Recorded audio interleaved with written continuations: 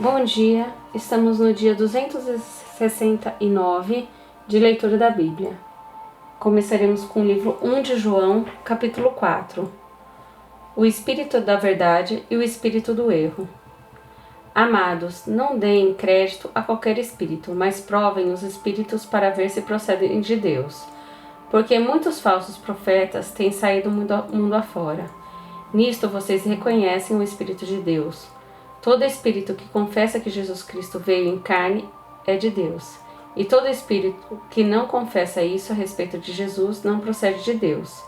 Pelo contrário, este é o espírito do anticristo, a respeito do qual vocês ouviram dizer que viria e que agora já está no mundo. Filhinhos, vocês são de Deus e venceram os falsos profetas, porque aquele que está em vocês é maior do que aquele que está no mundo. Eles procedem do mundo, por essa razão falam da parte do mundo, e o mundo os ouve. Nós somos de Deus. Quem conhece a Deus nos ouve, quem não é de Deus não nos ouve. Nisto reconhecemos o Espírito da Verdade e o Espírito do Erro. Deus é amor. Amados, amemo-nos uns aos outros, porque o amor procede de Deus. E todo aquele que ama é nascido de Deus e conhece a Deus. Quem não ama não conhece a Deus, pois Deus é amor. Nisto se manifestou o amor de Deus em nós, em haver Deus enviado seu Filho unigênito ao mundo para vivermos por meio dele. Nisto consiste o amor, não em que nós tenhamos amado a Deus, mas em que ele nos amou e enviou seu Filho como a propiciação pelos nossos pecados. Amados, se Deus nos amou de tal maneira, nós também devemos amar uns aos outros. Nunca ninguém viu Deus. Se amarmos uns aos outros, Deus permanece em nós, e o seu amor é, em nós, aperfeiçoado. Nisto conhecemos quem permanecemos nele e quem ele permanece em nós, pelo fato de nos ter dado do seu Espírito. E nós temos visto e damos testemunho de que o Pai enviou o seu Filho como Salvador do mundo. Aquele que confessar que Jesus é o Filho de Deus, Deus permanece nele, e ele permanece em Deus. E nós conhecemos o amor e cremos neste amor que Deus tem por nós. Deus é amor, e aquele que permanece no amor permanece em Deus, e Deus permanece nele. Nisto, o amor é aperfeiçoado em nós, para que no dia do juízo mantenhamos confiança. Pois, assim como ele é, também nós somos neste mundo. No amor não existe medo, pelo contrário, o perfeito amor lança fora o medo. Porque o medo envolve castigo e quem teme não é aperfeiçoado no amor. Nós amamos porque ele nos amou primeiro. Se alguém disser, ama a Deus, mas odiar o seu irmão, esse é mentiroso. Pois quem não ama o seu irmão, a quem vê não pode amar a Deus, a quem não vê. E o mandamento que dele temos é este: quem ama a Deus, que ame também o seu irmão. Esdras, capítulo 1. O decreto de Ciro. No primeiro ano do reinado de Ciro, rei da Pérsia, para que se cumprisse a palavra do Senhor por boca de Jeremias, o Senhor despertou o espírito de Ciro, rei da Pérsia, que ordenou que se proclamasse em todo o seu reino e que se pusesse por escrito o seguinte: Assim diz Ciro, rei da Pérsia: O Senhor, Deus dos céus, me deu todos os reinos da terra e me encarregou de lhe edificar um templo em Jerusalém, que fica em Judá. Aquele dentre vocês que for do seu povo, que o seu Deus esteja com ele, que suba para Jerusalém, que fica em Judá, e edifique a casa do Senhor, Deus de Israel. Ele é o Deus que está em Jerusalém. Todo aquele que restar, seja qual for o lugar em que habita, que os homens desse lugar o ajudem com prata, ouro, bens e gado, além das dádivas voluntárias para a casa de Deus em Jerusalém. Então se levantaram os chefes das famílias de Judá e de Benjamim, os sacerdotes e os levitas, e todos aqueles cujo espírito Deus despertou, para subirem a edificar a casa do Senhor em Jerusalém. Todos os que moravam nos arredores os ajudaram com objetos de prata e de ouro, bens, gado e coisas preciosas, além de todas as ofertas voluntárias. Também o rei Ciro entregou os utensílios da casa do Senhor, os quais Nabucodonosor tinha trazido de Jerusalém e colocado na casa de seus deuses. Ciro, rei da Pérsia, tirou esses utensílios sob a direção do tesoureiro Mitredate, que os entregou contados a Sesbazar, príncipe de Judá.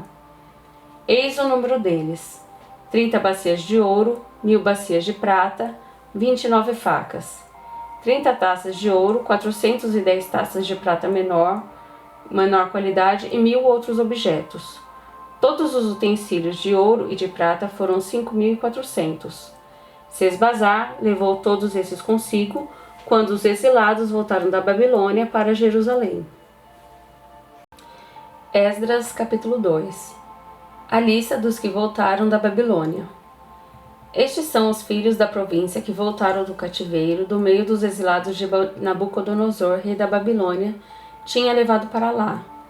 Eles voltaram para Jerusalém e para Judá, cada um para sua cidade, e vieram com Zorobabel, Jesuá, Neemias, Seraías, Reelaías, Mordecai, Bilsã, Mispar, Bigvai, Reum e Baaná.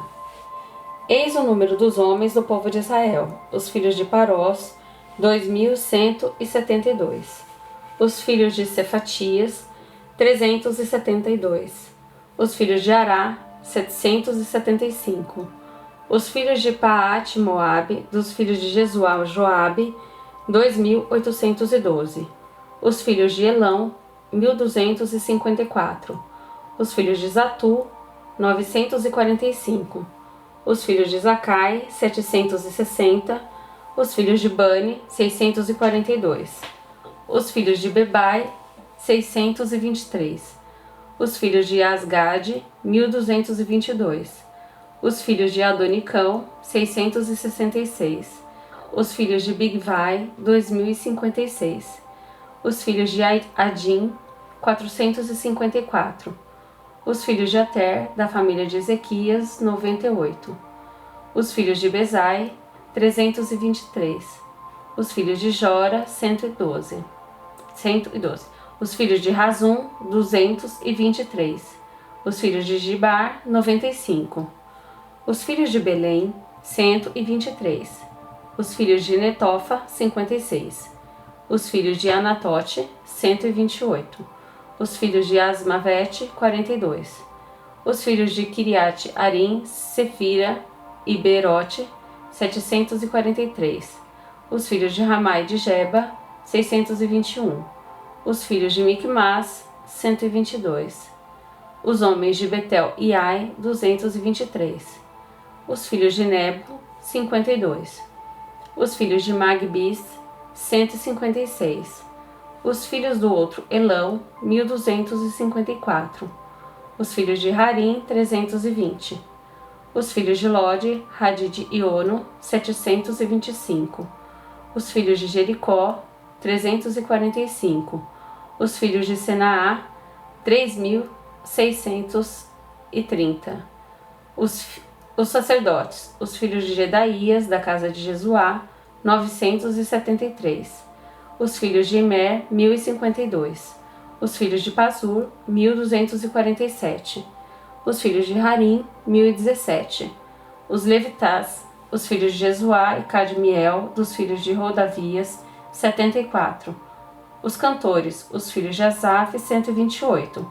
Os filhos dos porteiros, os filhos de Salum, os filhos de Ater, os filhos de Talmon, os filhos de Acube, os filhos de Ratita, os filhos de Sobai, 139 ao todo.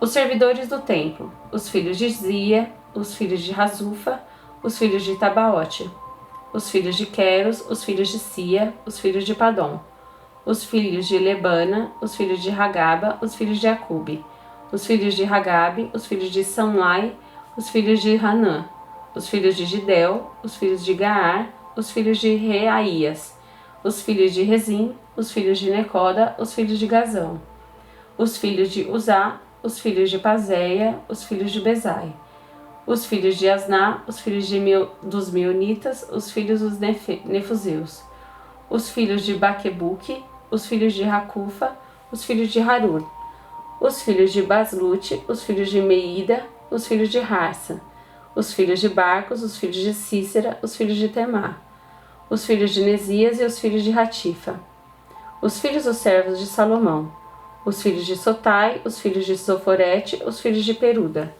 os filhos de Jaala, os filhos de Darcon, os filhos de Gidel, os filhos de Zefatias, os filhos de Ratil, os filhos de Poquerete, Razebaim e os filhos de Ami. Todos os servidores do templo e os filhos dos servos de Salomão eram 392. Os seguintes voltaram de Melá, Teuharsa, Querube, Adã e Imer. Porém, não puderam provar que as suas famílias e a sua linhagem eram de Israel. Os filhos de Delaías, os filhos de Tobias, os filhos de Necoda, 652. Dos filhos dos sacerdotes, os filhos de Rabaías, os filhos de Cós, os filhos de Barzilai, que tinham casado com uma das filhas de Barzilai, o Gileadita, e que foi chamado pelo nome dele. Estes procuraram seu registro nos livros genealógicos, porém não acharam, por isso foram considerados impuros para o sacerdócio. O governador lhes disse que não comessem das coisas sagradas até que se levantasse um sacerdote capaz de decidir a questão por meio de Urim e Tumim. Toda essa congregação junta era de 42.360, além dos seus servos e as suas servas, que eram 7.337. Havia também 200 cantores e cantoras. Os seus cavalos eram 736, as suas mulas 245. Os seus camelos eram 435 e os jumentos 6.720. Alguns dos chefes de famílias, ao chegarem à casa do Senhor em Jerusalém, deram ofertas voluntárias para a casa de Deus, para a restaurarem no seu antigo lugar. Segundo seus recursos, deram para o tesouro da obra 0,5 tonelada de ouro, 3 toneladas de prata e 100 vestes sacerdotais. Os sacerdotes, os levitas, algumas pessoas do povo, os cantores, os porteiros e os servidores do templo foram morar nas suas cidades, assim como todo Israel. Salmos 91. Sob a sombra do Altíssimo. Aquele que habita no esconderijo do Altíssimo e descansa à sombra do Onipotente diz ao Senhor: Tu és o meu refúgio e a minha fortaleza, o meu Deus em quem confio. Pois ele livrará você do laço do passarinheiro e da peste perniciosa. Ele o cobrirá com suas penas e sob as suas asas você estará seguro. A sua verdade é proteção e escudo. Você não terá medo do terror noturno, nem da flecha que voa de dia, nem da peste que se propaga nas trevas, nem da mortandade que assola ao meio-dia. Caiam 1.000 ao seu lado e 10.000 à sua direita. Você não será atingido. Somente com os seus olhos você contemplará e verá o castigo dos ímpios. Você disse: O Senhor é o meu refúgio, você fez do Altíssimo a sua morada. Nenhum mal lhe sucederá, praga nenhuma chegará à sua tenda. Porque aos seus anjos ele dará ordens a seu respeito, para que guardem você em todos os seus caminhos. Eles o sustentarão nas suas mãos, para que você não tropece em alguma pedra. Você pisará o leão e a cobra, com os pés esmagará o leãozinho e a serpente. Deus diz: Porque a mim se apegou com amor, eu o livrarei. Eu o protegerei, porque conhece o meu nome. Ele me invocará e eu lhe responderei. Na sua angústia eu estarei com ele, eu o livrarei e o glorificarei. Vou saciá-lo com longevidade e lhe mostrarei a minha salvação.